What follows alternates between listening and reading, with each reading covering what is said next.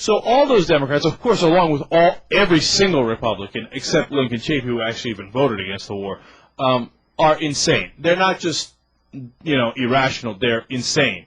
Because if you look at Iraq and you say over 2,700 American kids killed, over 20,000 casualties, hundreds of thousands of Iraqis killed. More Americans maimed, crippled for life last month in Iraq than ever before, than in any other month of the war. Just give you a little sampling of the toll, the human toll from just over the weekend. Not only was there 83 bodies found in one day, 53 in another day. I guess we've gotten used to that. 17 bodies showed up decapitated, without heads.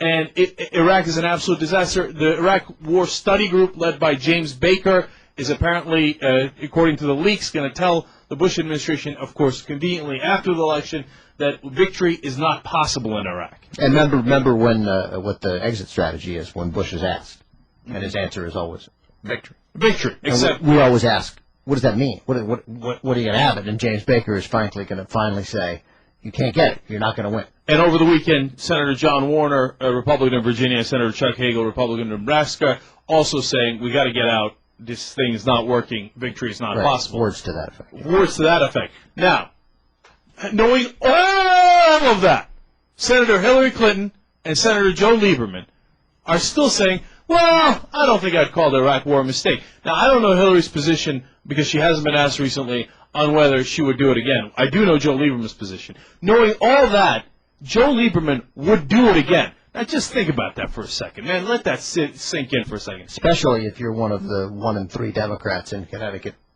who still support him, according to the latest poll. He would do it again. He would do Iraq again. He would do it again. I mean, just think about how insane that is. I mean, and to think about anybody that lives in Connecticut putting a vote behind this guy. He would do Iraq again? And you're going to let that guy go back into the Senate so he can do it again? Maybe in the form of Iran. Because he's telling you, before you vote for him, he's being honest, you got to give him that. He's saying, I'm crazy enough that I'll do it again.